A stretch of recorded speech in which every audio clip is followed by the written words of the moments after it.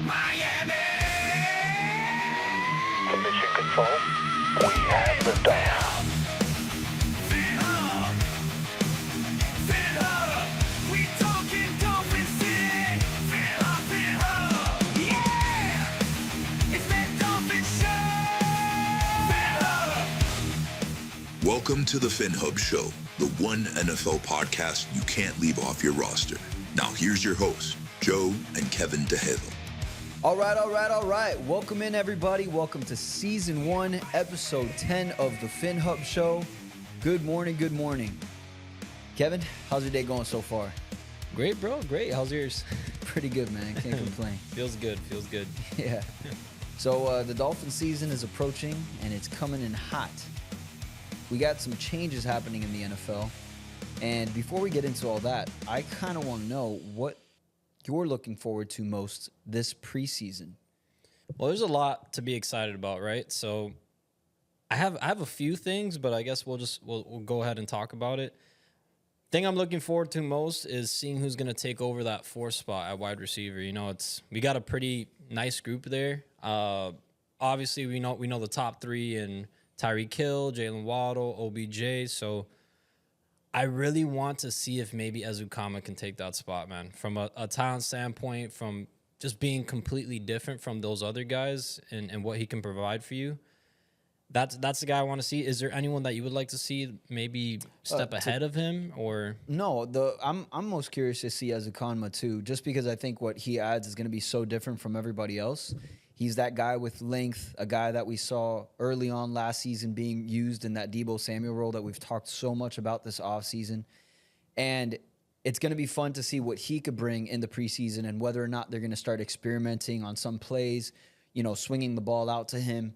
So I'm really looking forward to see what he can bring to the Dolphins. Yeah. If there's a guy outside of that to possibly take that fourth spot at receiver, it's going to be Malik Washington. Yes. All right, cool. In the slot.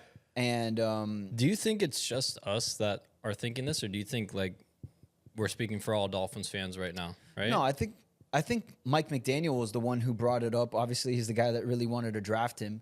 And seeing how excited he was to pick up a guy like Malik Washington, that's the reason why I'm super excited to see him, because we saw how excited he was to bring on a guy like Devon Achane. I know Reason was super high on Achane coming into the draft. If I'm being completely honest, I'm not like a huge draft guy.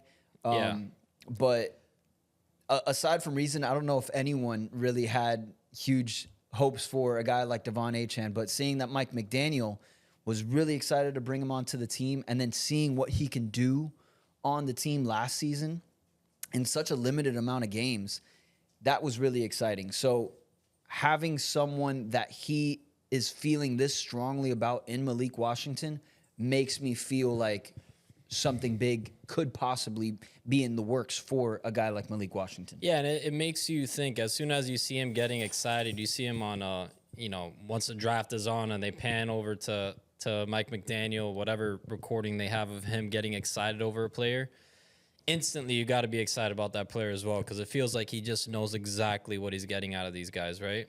Right. So he's just licking his chops. He's like, all right, man, I got this guy, and I know exactly what to do with him. So definitely excited about Malik Washington. Another guy that we can be excited about is Jalen Wright as well, another rookie. It's exciting. This is what I love about preseason, right? Obviously, the games don't matter, but you get to see all these young guys. You kind of get to see that flash right away. You see it with Malik. You'll get to see it with Jalen Wright, Chop Robinson, Mo Kamara. You know what I'm saying? Maybe some other guys on the outside looking in, like Channing Tindall. Yeah, so this is like that opportunity for them to make shine. these last, the last push and hopefully get a spot on the roster, or maybe even, carve out a little bit of playing time for themselves once the season gets going. So this is where people make their statement like, hey, look, I deserve to be on this team, or I deserve a big role. So preseason, I know a lot of people hate it. I'm one that loves it. I get excited over the players you're not really going to see throughout the season as much, but you get to see a glimpse into the future, right, with these young guys, right? Yeah, and something about the preseason that's cool too is that, a lot of guys, we've heard this before, like apparently Cameron Wake wasn't a guy that practiced well, but was a game wrecker when it came to Yeah. the actual game time. Freak. So, that same could be said for a lot of guys possibly in the league, that maybe they're just not great when it comes to practice, but put them into a game, maybe a preseason game, and now that's where they can finally make themselves stand out from anybody else. Because Those are what we like to call ballers, right? yeah, because if the opposite is true, maybe you practice amazingly, but when it comes to game time, you can't perform, then, whatever you do in practice doesn't really matter. Yeah. So, Yeah, they just, once they step on the field, they have that it factor, right? They know where to go to get the ball. On defense, they're always around the ball, surrounding it. On offense, once they get the ball, they know what to do in open space, right? So, this is live tackling. It's people going out there trying to get your head off. You know what I'm saying? Like, they're going for your neck. So it's cool. I definitely, those are a few. I think I want to kind of get into Tyndall, right? well, before we get into Tyndall, it's the preseason. It's obviously you don't play starters very much. No. For obvious Just get reasons. the dress rehearsal, which is like a drive or two, right? Yeah, which at this point, it's the third game of the preseason now where you do a dress rehearsal. I feel like they do dress rehearsals whenever they want now. I feel like we used to have a better grasp on that. I think before when there was 4 preseason games, it was third game the was third dress game, rehearsal last and then game sit. was just Now I think it might be either the second or third where people usually do their dress rehearsals. Yeah. Either way. We know what we have on offense. Well, so, we know what we have yeah. on offense, but what I'm curious to see is our running backs, because we know what we have in Devon and we know what we have in Mostert, and they're most likely not going to see much time in the preseason. But someone who could see a lot more time is going to be a guy like Jalen Wright, and I have extremely high hopes for him. So it's going to be fun to watch. It's something to look out for to see how Mike McDaniel uses him, and I think that's going to change even more so when the regular season comes, because so many times that we've brought this up already, but Devon possibly taking snaps at receiver, Jalen Wright being the runner that we think he's going to be in the NFL at the NFL level. It's going to be different than what maybe most people expect at this point. But now going back to a guy like Tyndall, what is this now, his third season? This will be his third, yeah. Yeah, so He's a third-round pick, you know what I'm saying? Like, he flashes – at the Combine, he flashed, like, okay, super athletic linebacker that is just a speedster, right? Maybe he can take on that Jerome Baker role, that Jerome had. If he can even be in half of what Jerome Baker was, I think, okay, he's going to make the team, right? But I do want to see him take a step so that we can have a guy like Duke Riley and he can become expendable. You know what I'm saying? Yeah, of course. So, I want to see, Channing Tindall take over, possibly have a guy like Duke Riley off the team so we can get those cap savings and all that. And honestly, it kind of leads me into another thing that's really exciting to see, which is this new kickoff rule, right? That we adopted from the XFL. Now special teams more than ever is going to be super important, right? So do you think Duke Riley will make this team, or do you think Channing Tindall might make a push? Or I forget the name of the linebacker, but there's another linebacker that we brought in that is primarily just Brown special teams guy. Yeah. So Duke Riley, I think he's been on the edge of the roster for what seems like forever now. Yeah, I feel like the last couple years, I felt like he wasn't going to make the team, but he just sneaks his way on every time, right? Yeah, he finds a way. But I do see him being somewhat of a cap casualty at some point this offseason. And hopefully it's because Tyndall has stepped up so much that he's been able to. By the way, it's Cameron Brown. I just looked it up. Cameron Brown. Just hopefully Tyndall has stepped up so well that he can replace him. And seeing what Duke Riley has offered, it doesn't seem like that should be too difficult for him to do. It's not.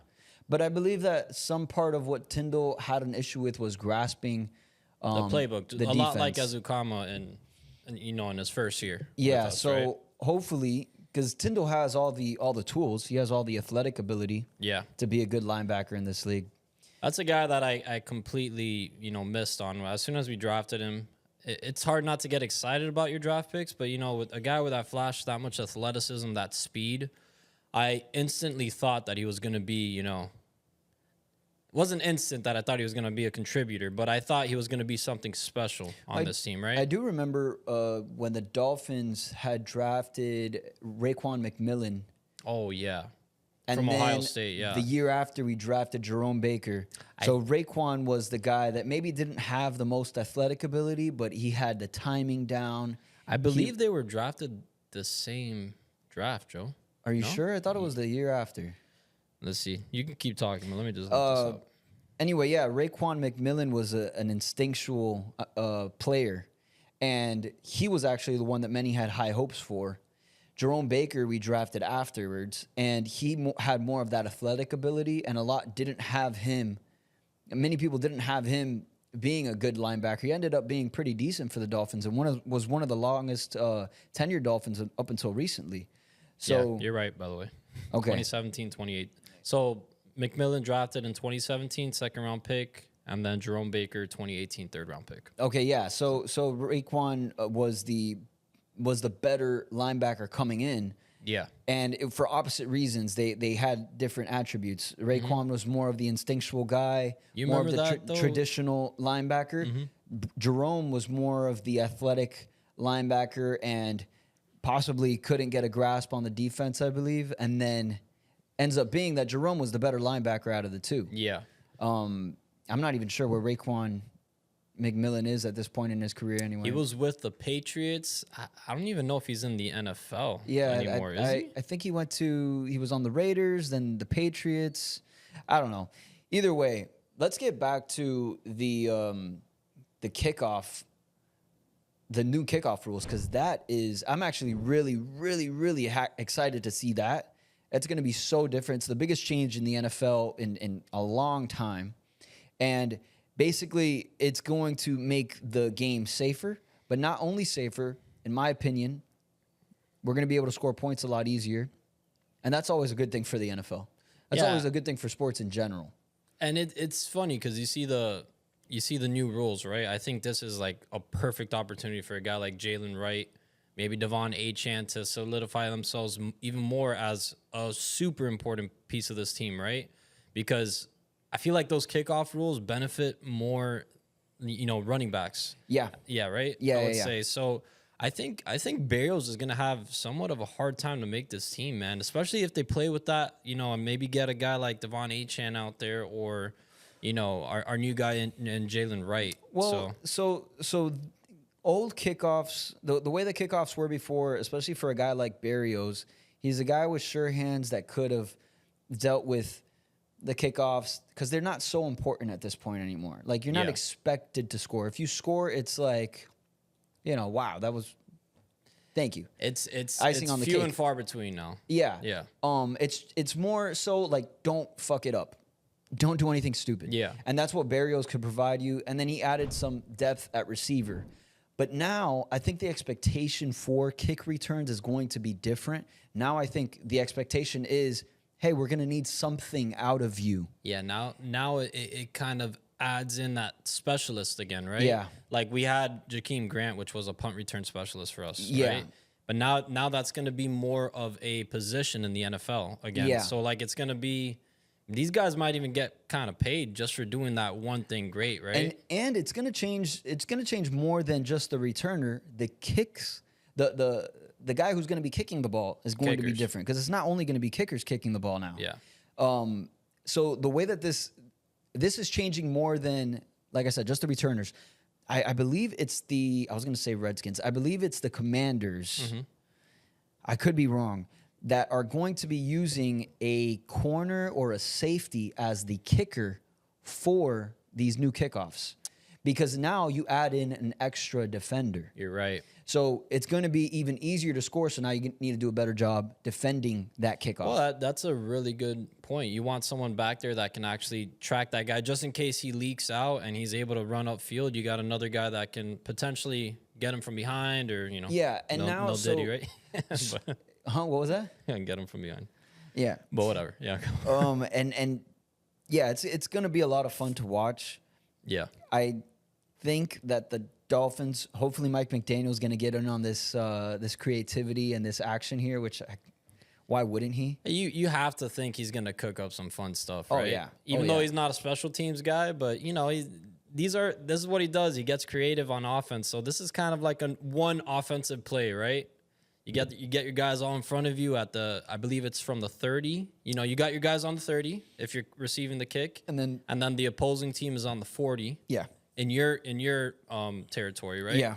So So they're only 10 yards away from each other. yeah. So wait, breaking it down really fast. So I think I understand the rules already. So anything from the 20 down to the goal line, right? Yeah. In your territory is like the zone that you need to kick the ball in. Yeah, like that's a good zone to kick the ball into. Okay. But once it goes into your end zone, you can knee the ball. If it rolls into the end zone, It can be a touchback. it can be a touchback, and then the offense takes the ball at the 35. 35-yard line. I Yeah. think it's a 35-yard line. And then if it rolls out of bounds. No, I think that's at the 20. Okay, yeah. So if the ball rolls into the end zone, the offense takes the ball into the offense takes the ball from the 20. Okay. If the ball is kicked in the air into the end zone and it's caught in the end zone, you get it at the 35. you get it at the 35. If it rolls out of bounds in the zone, You get it at the 40. Yeah. Okay. So And yeah. so much more opportunities to score. The offense is already Oh, but if the team also kicks the ball into the zone, the opposing team, and you catch it in the zone, you can't kneel the ball. Like there's no touchback. No, you have to take You it. have to take it out. Yeah. So interesting. I think it's really cool. It's gonna take a little bit to understand it. I'm still a little bit shaky with the rules there, but Yeah, it'll start coming to us much the yeah. more we watch it. after a game, it's gonna be you know, Yeah. easy to understand. But that's I think for every NFL fan, that's probably the most interesting thing going into this season and Yeah. how much this is actually going to be affecting the game. Because given how much easier it is to score on offense, on kick returns, that's going to change the game completely. Well, first of all, it makes the game safer, right? If That's you are another going to thing, take, yeah. So it's going to eliminate essentially concussions, which was a big part of the game, right? Kick returns, I think it was like 20% It of was kick returns. 6%. No, 20% of concussions in the NFL were Came- from kick returns. Right. Right. So that you're kind of essentially eliminating that. I think the XFL did numbers and it was like 0, right? 0 Yeah, concussions off of something kick like that. returns off of this rule, which is awesome. And it just adds a different dynamic to the game. Now kick returns are going to be fun. Yeah, man, I agree. I think this is the funnest thing the NFL has done in a while. So it's going to be interesting to watch for sure. But who do you think at this point? Who do you think is the best choice for kick returns on the Dolphins right now? Man, we have so many though. I honestly, so look, you got Jalen Waddle, which used to do this for Alabama, right? And he was damn good at it. You got Tyreek Hill. Obviously, that's the guy you want with the ball in their hands. But if I want to reserve them for our offense, obviously, you don't want to, God forbid, some type of injury. So I would say Devon Achane and Jalen Wright right now, in my opinion. Maybe Malik Washington. I know it's a little strange because he doesn't really do kick returns and all that, but he just seems like a guy when he has the ball in his hands, he knows what to do with it. Braxton Berrios, to be honest with you, I'm not extremely excited about him doing it. I know he has been decent in the NFL, but that's all he is decent. He doesn't flash, you know? So what were you going to say? From a video we were watching earlier, and it was a really good video. I'll see if I can link that up to the top because he did a really good job breaking this down. He actually said that the athletic ability wouldn't be so important. It's more about just hitting the hole and a very well designed play, creativity. Yeah, that's exactly why, you know, with hitting the hole, You I'm- want a running back. Yeah, I'm saying running backs for that But specific then reason. again, with Braxton running backs Berrios- with elite speed. Like, dude, these guys have tremendous breakaway speed. But what were you saying? Yeah, I don't know. I don't know if I would want to go with Devon. I don't know if I would want to go with Jalen Wright. I do want to. I kind You of don't want to wanna risk. reserve them for Yeah. offense. I get that. Raheem is going to be our running back, But- maybe but- it would be between those two guys. One of them would Here's take the on that thing role. with that new kickoff, it's going to be such an important piece of the game now. So Yeah. like, yeah, I understand we don't want to risk injury, but shit, if they take it to the house, you know, that's 7 points, right? You know, Right. 6 obviously with an extra point 7, but it's pretty important. So you might want your best guys with their hands on the ball at that point, right? Yeah, Maybe that is going a into good the point. third quarter, maybe it's more situational, right? Third quarter, you're down a couple touchdowns. Yo, Devon, get in there and take this kick return, Yeah, you know? I can definitely see that happening this Yeah. year around every single NFL team. Like third quarter, fourth quarter, you're down by a couple. Like, all right, let's throw in our best guys out there. Where last, in years past, the game would have to be of huge significance to see something like that happen. Like for us to do that with Tyreek at this point, like it has to be something drastic. Yeah. Because you don't want to lose these guys to injury, and those in years past, it's a high chance. Another thing to be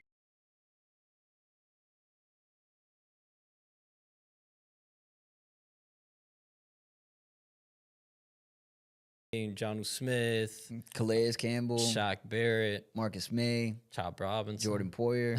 he can go. The list goes on, right? Yeah.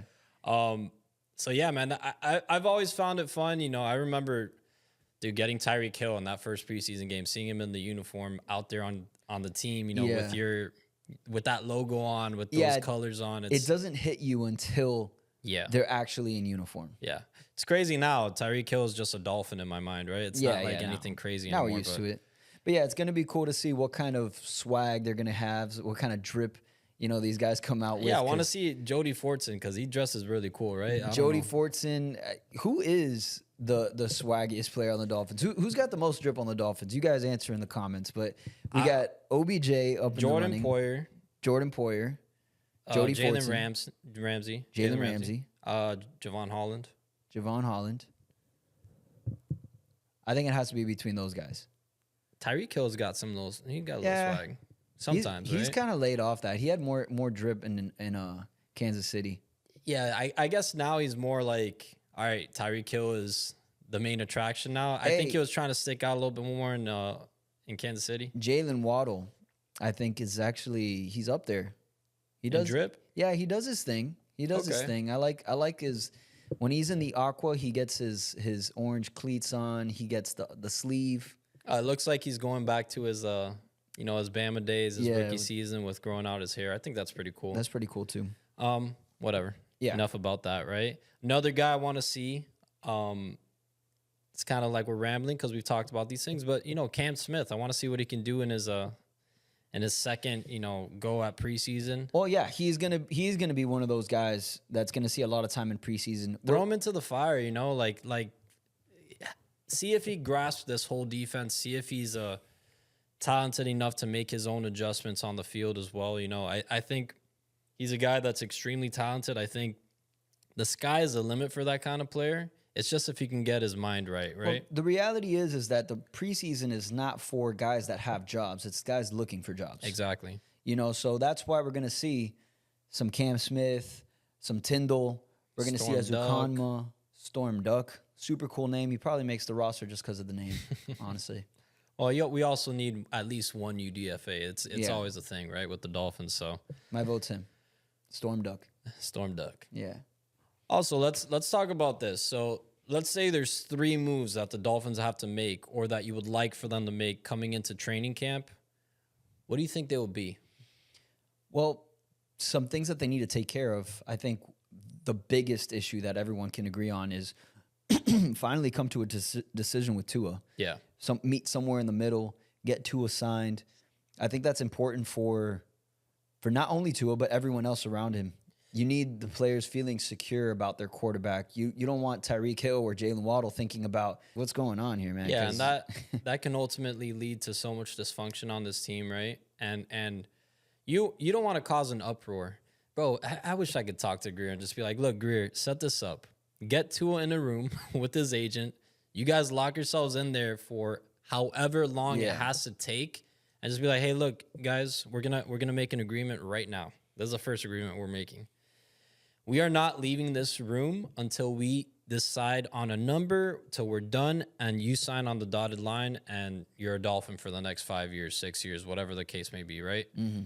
So I don't know how that happens, but they need to figure that out. I know if I'm Steve Ross, right, I'm definitely going to Greer right now and saying like, hey, what the hell is going on, bro? I'm sure it's already happened too. It's not a good position for anyone to be in. No. So because we need a clear mind going into this. This roster has been built out already. This roster is ready to go. It's ready to contend with anybody. And we've done the hardest part. We've assembled the roster. Now, the easy part should be the negotiating. We should be meeting somewhere in the middle. I understand both sides, really. And from the understanding, I think the consensus is that right now the disagreement is based on the guaranteed money. Yeah. So Which I understand it's a hard I understand on both number sides. to get to, I do right? get it. But, hopefully they can come to an agreement. I think that's important for the Dolphins going into the regular season. Like I said before, everyone needs a clear mind going into this, just focused on football, not focused on any kind of numbers, and not focused on any kind of financial numbers, but also not focused on any record-breaking numbers, because that's another thing that I want to make clear too. Like, Tyreek, we love you getting your record-breaking numbers and everything, bro, but it has to come within the confines of winning. It has to come within us winning games. It can't just be for the sake of it. You want it to be organic, bro. Organic If you're getting 2,000 yards, it's because first off, you're freaking just blowing everyone out of the water. You're just kicking ass every game, right? But we're not force feeding you the ball. Yeah. Like, dude, you're wide open. Obviously, I'm Tua. I'm getting you the ball. I'm throwing it all the way down the field, and you're gonna get a 70-yard touchdown, maybe another one in the same exact game. But yeah, man, definitely. You want to see the Dolphins spread the ball more too, man. It's something that hasn't really happened. Like, looking over the numbers. So Tyreek Hill's 1,799 last year, right? Yeah. You got Jalen Waddle with 1,014. Then the next guy up is Durham Smythe with 366. Yeah, that can't happen this year. Then after that is Wilson Jr., 296. Wow. Then Braxton Berrios, 238. So, Yeah, like, terrible. the disparity, like, it's such a huge drop off from Jalen Waddle down. It's like, dude, we're talking about a 700-yard difference from there. Something is definitely, if I was a betting man, which maybe I will be this season, Yeah, me too. I do believe something is going to change this year for the offense in the realm of spreading it out, spreading out the ball. Reason being is because you make this push to sign a guy like OBJ. He's not coming here just to sit on his ass and not catch passes. Yeah. What Mike McDaniel sold him on, and we showed the clip last week, he thought that he had a good opportunity to play with Tua, and he really loved what Mike McDaniel sold him. Getting the ball in the right spots, being able to make plays. So I can't imagine Tyreek going for nearly 2,000, Jalen Waddle getting, just over 1,000 yards, and then everyone else below 300 yards. That's not what OBJ came here for, and that's not what Jonu Smith came here for. And we've heard this a lot, that the new wrinkle in the next level in this Miami Dolphins offense is to do something with the tight ends. Yeah. And bringing in a guy like Jonu Smith, I think he could be possibly the biggest, and I don't know if surprise is the right word, but okay, let's just say he could be the biggest surprise for most Dolphins fans, for most NFL fans, and say, like, what the hell? They got this guy now doing this, going for what, 1,000 yards too? He could be possibly another guy nearing that 1,000-yard mark too for the Dolphins. Yeah, I'll put him at a realistic number like 700, right? Yeah, Which is honestly, for a tight end, that's fantastic. Yeah. But I don't think that's so far-fetched. I think that's something that he can achieve. He's definitely talented there. And I think, like you said, that's the next wrinkle in the game. We're going to incorporate the tight ends. You saw it against the Cowboys. Like, once we started hitting Durham Smythe for those easy 10-yard, that's something that we missed throughout the season, right? Those easy little 10-yard passes, right? It wasn't like, dude, everything was essentially down the field or a crosser that would go for like 40 yards. So if we can have a little bit more of a balanced attack, be able to manipulate the clock a little bit more and, like, essentially control the flow of the game, right? Yeah. And it's demoralizing for a defense to, dude, you get a quick, and I'm not saying it's bad. I love it. I love those quick hits. We get a touchdown in like 2 plays. Fantastic. But when a defense is out there grinding for, like, bro, how many plays? Let's say like 10 plays, right? Yeah. And it's like, dude, I got 10 on you here. I got 5. Well, then I got 8. You know what I'm saying? we saw the way that Tom Brady could milk a clock. Yeah. And that wasn't even that they had the most amazing run game. I know that was later on in his career, that wasn't the focus, obviously, on the offense. And what he could do is essentially they use their slot receivers as their running game. Yeah. You know, these guys would play in the slot. They would get easy like 5-6 yards. Bam, bam. Yeah, but bam. he had some Then good guys out there. Then you get Gronkowski. Bam. You know what I mean? Like another 10 yards. And it's just. Amendola, Edelman. But then also put him in a 2-minute drill and he cooks you. So Yeah. if I mean we're talking about Tom Brady, you know. But that's what made Tom Brady one of the best, man. He can literally do whatever he wanted on the field, right? Yeah, he was aside from run the ball himself, but Yeah. you know, even if he But had to even do it, then, he would do it sometimes. You know that I saw this. I think in his last season, he ran I think they did like a 40 time or something like that. Mm-hmm. I forgot how it was that they did it. But Tom Brady was faster in the last year of his career than he was going into his rookie season.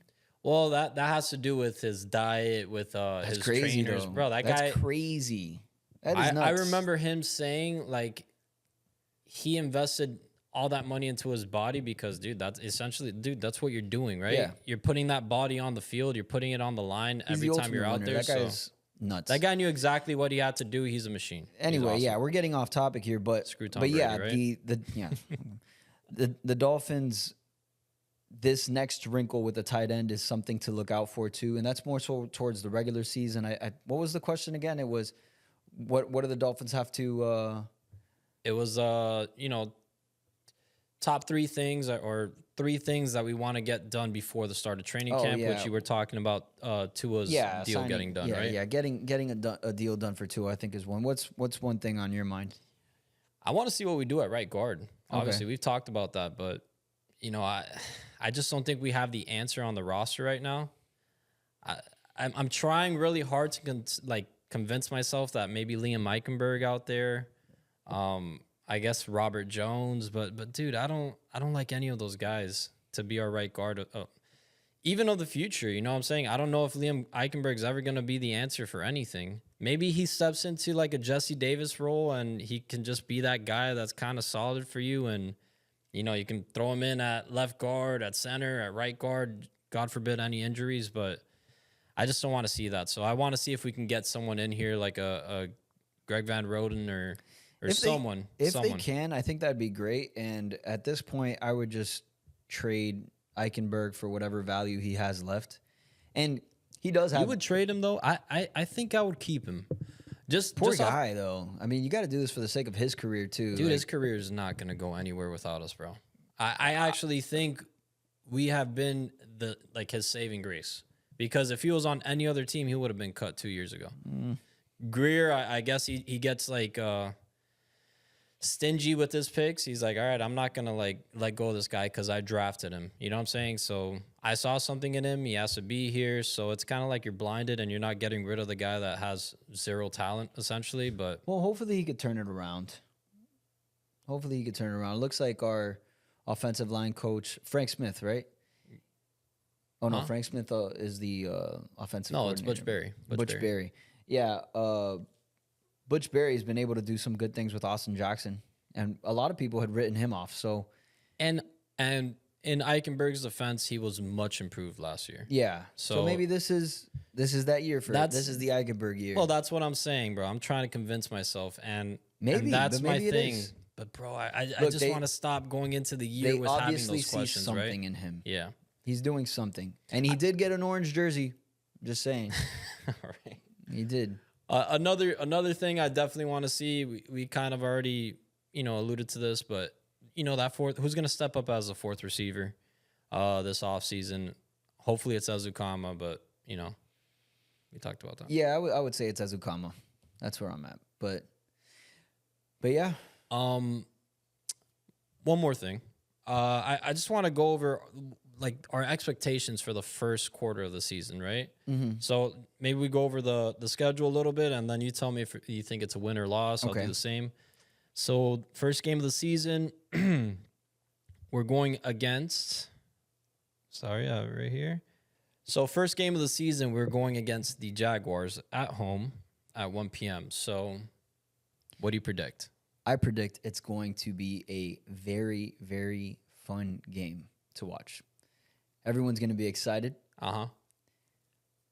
I believe that Tua is going to do some pretty cool things. I think Mike McDaniel is going to come out with some really cool, interesting plays from Miami, get everyone So you hyped expect for the season. fireworks week 1? Yeah, I think I expect to see some really cool kickoff, some new kickoff plays. I think it's going to be a lot of fun to watch too. And then ultimately, I have the Dolphins, I would say, winning 32-24. Okay. I agree. I think the Dolphins are going to win. I think it's going to be an exciting game. I think it's week 1. We're going to see, Odell out there, Jonu Smith. Basically, a lot of the same on offense, but, with bigger names, right? And, yeah, if I had to do a score, I'm going to do it 30-14. 30-14. 30-14. Okay. So week 1. So that's going to be a win for both of us. So week 2, we got the Bills. Okay. That's an 8 p.m. game, and it is at home as well. Okay. So starting off the season with 2 home games, I'm gonna go ahead and say the Dolphins are gonna beat the Bills at home, and I think we're gonna beat them convincingly. I don't think the Bills are gonna be the same team they have been. I think we have the right linebackers in play, and I think we're gonna finally have an answer for Josh Allen. Okay.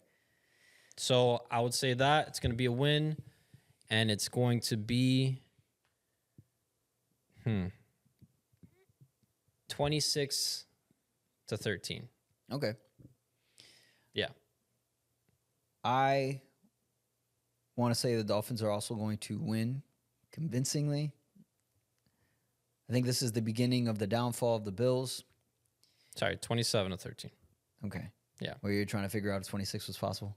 It is possible. It's just a weird number. It's a bunch of field goals in there. So yeah, I think this is the year that we start seeing Josh Allen slow down, and it makes sense because losing out on Gabe Davis, Stephon Diggs, that's going to be a huge blow to the Bills. And I know they got this rookie, but I don't think it's going to be enough to, at least they're not going to have it clicking from the beginning. So I'm going to say the Dolphins win. I think the Dolphins win, I'm going to say 17-3. Wow. Yeah. So we're like almost shutting them out. Yeah. 17-3? Yeah. Okay. That's pretty bold. Okay. I like that. I mean, Let's go with it. dude, that means we completely dominated Josh Allen. You didn't even get a touchdown. I just don't like the Bills. You sure about that? No. All right, so that part is you just being extremely optimistic, right? Okay. So week 3 we're at Seattle, and it's a 4:00 game. So I see us beating the Seahawks as well, and I think it'll be convincingly. I don't think we're gonna have that much of a hard time with them. You know, they got DK Metcalf, Tyler Lockett. Geno Smith's the quarterback. Not a team I'm necessarily scared of. It's a very solid team. But I think we would beat them convincingly as well. I think that's going to be another 30-something point game to 14. Okay. Yeah, I don't want to just do win, perfect season Miami Dolphins. But to be honest, this first half. As we go on, right, we're going to do other, quarters of the season. There's going to be losses in there. But this just being the first half of the season or the first quarter of the season, I think it's well known that the Dolphins have an easier start to the season, and then towards the end of the season is when it really picks up. Exactly. And the Dolphins need to really take advantage of that.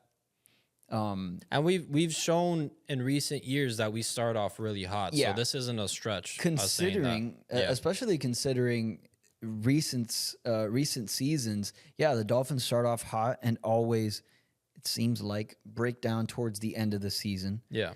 So it is important that if they want to make that deep playoff push, that they take care of business, make sure to win the AFC East, and these earlier games, like where you're having your tougher opponents at home especially, Yeah. they take advantage of. So I do have the Dolphins winning this game against Seattle. I would say 28-14. 28-14. No, you know what? 28-10. 28-10. Yeah, let's say 28-10. So yeah, and obviously, I think what's cool about that, seeing in the beginning that we're this, I guess, successful, and we keep winning these games, is that obviously you're the most healthy in the beginning of the season. So we're showing when we are healthy, we can beat any team in the NFL, and actually we're quite dominant. You know, last year it was like, damn, okay, the Dolphins are badass. Until we hit the Bills and they smacked us in the mouth, right? Oh, so that's that why I'm Bills saying, game. bro, we have to start that success against the Bills. I think it's this year. But going into the following game, it's going to be at home again against the Tennessee Titans.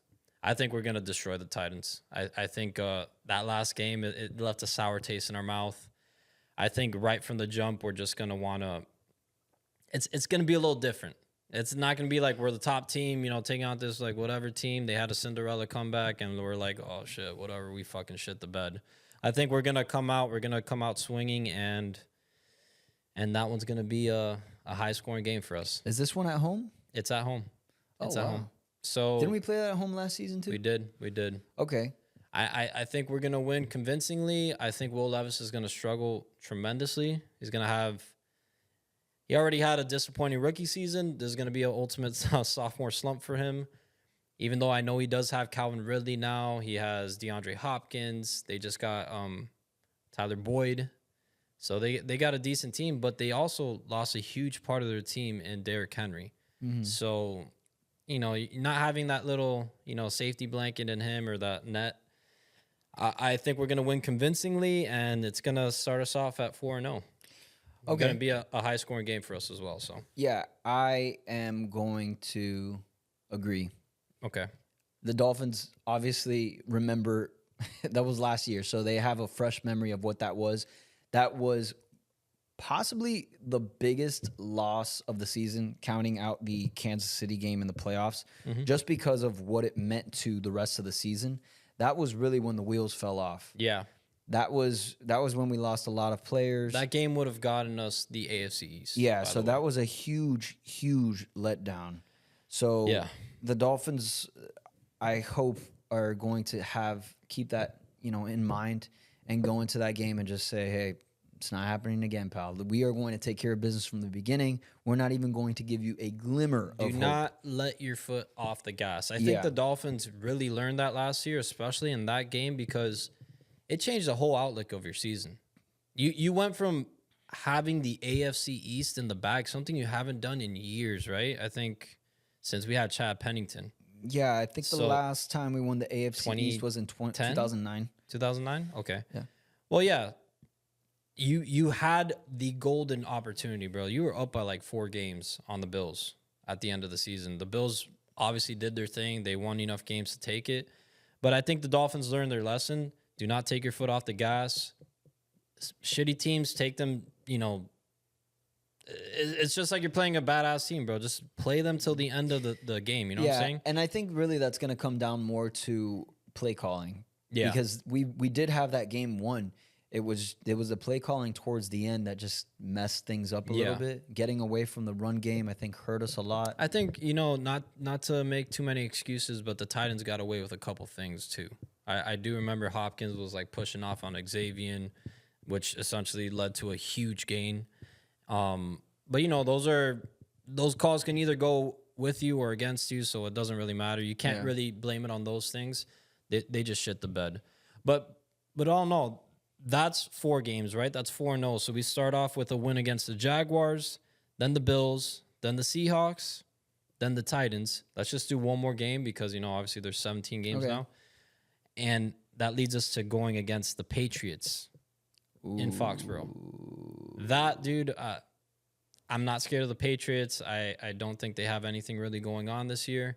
So that's going to be another convincing win. We all know that Tua has tremendous success against the Patriots and the Jets. So I'm just going to mark this as a win. I think we're not going to really struggle in this game. even though the Patriots do have a good defense, but our offense is just, who can really stop that? So are we offense? really gonna have the Dolphins going 5-0 to start the season? Yeah, it's happened before, right? Yeah. Dude, like I said, we start off really hot, so this is not a stretch. It's those later games, right, in the season that I'm gonna have a little hard. It's gonna be hard to get us winning all those games, right? So, All right. So yeah, I'm also going to have the Dolphins beating out the Patriots to start the season. yeah. 5-0. Tua hasn't lost to the Patriots, so why would we start now when we have our best team since he's been in the NFL, and the Patriots possibly they're worse than This they were might be last the year worst Patriots team since Tua's been in the NFL. yeah. So yeah, I think the Dolphins beat the Patriots convincingly here. Don't give them a chance, and hopefully, yeah, they start the season off 5-0. So if we start the season 5-0, what do you think the chances are that we win the AFC East? I think the chances are high. I would have to take a look at the Bills, Jets, and Patriots schedule. Well, that's okay. So I'll rule out the Patriots, right? And then we have the Jets and the Bills. Well, the Bills, let's look at their first 5 games, right? Let's just do that really fast. And I'm not going to say we'll just do a quick little thing, win or loss, right? They go against the Cardinals. They can beat the Win. Cardinals. Then they go against us week 2. Loss. I feel like that's a loss. Then they go against us. Then they go against the Jaguars week 3. I think that could I think go either way. that But can go either way, right? Then they go against the Ravens week 4. that's a loss. That's a loss. Then they go against the Texans week 5. That's not an easy game either. Okay, I think yeah. I think the Texans are a little overhyped, but So I I do think the think they can handle Dolphins- their business. It could be a lot like last year. Dolphins start off hot, have a. Hopefully, we can stay healthy towards the end of the season. But the But look at Bills that. have a If- tough start to the season. Yeah, and if they lose the games that we said they would lose, right, or we think they can lose, Sub 500. they would be 2-3. Yeah, and then the Jets. We'd have the a thing about 3-game the lead Jets on them, is, right? So we'd have a 3-game lead on them to start the season. Yeah, the Jets have a great roster. The problem is that they're playing at MetLife, and a lot of that roster has injury concern. Yeah. So it's just not a great combination. So I do have the Dolphins. Bills play the Chiefs this year too. Okay.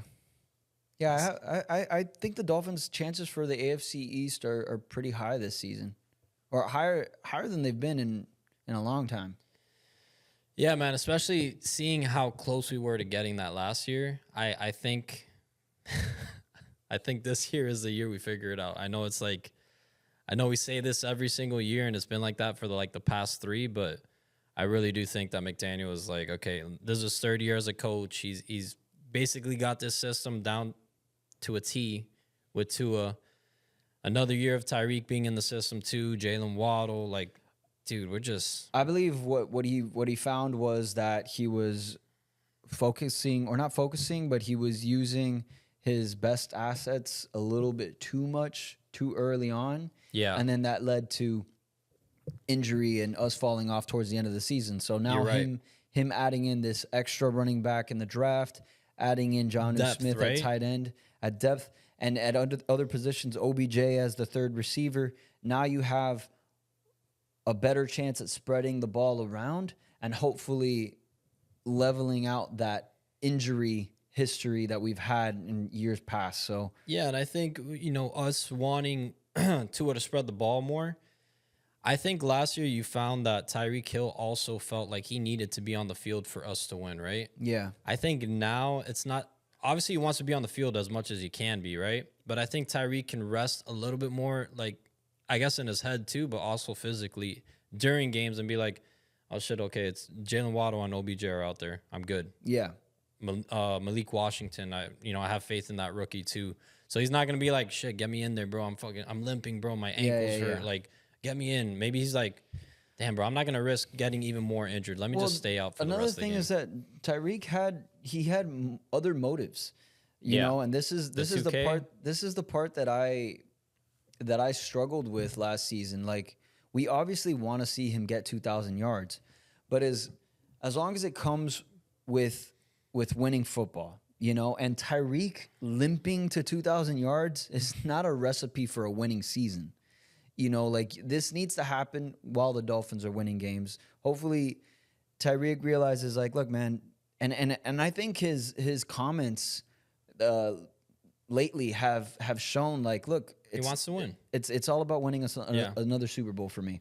So hopefully he realizes, like, bro, if I'm feeling some kind of way on the field, I can maybe, sit out a couple drives. Well, now also it kind of goes back to him wanting to get an extension, right?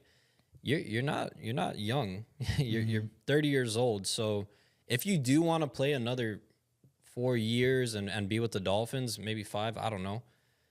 You can't put your body on the line like you did last year. Yeah. Like, dude, you're hurt, sit out. You know what I'm saying? You're gonna risk a bigger injury, potentially shortening your career. So if you do want to have that longevity and you want to be on the Dolphins for the next 4 years, sign that extension. Know when it's time to sit out, bro. Because then guess what? What good is it when you get to that last game, when you're in the playoffs, when you maybe need to win a game or two at the end of the season and you're banged up and you're not yourself? Like, terrible. It doesn't make any sense. I think the Dolphins have learned their lesson. I think McDaniel already started doing that last year a little bit more. Towards the end of the season? He did. Yeah, a little too late there. But you also saw it with, him talking about it this offseason, like guys like Jalen Phillips. Like, I'm trying to protect them like against themselves, because these guys want to be out there. Obviously, they're the ultimate like competitors. But dude, at the end of the day, I'm gonna save you from yourself from getting even more injured or having a career-ending injury. So I think that's coming. Yeah, let's wrap it up here. Well, guys, thank you so much for spending your morning with us. We hope you guys enjoyed the episode. If you did, make sure to subscribe, give this a thumbs up, share it with your buddies. Thank you guys for making it out. Fins up. Thank you guys.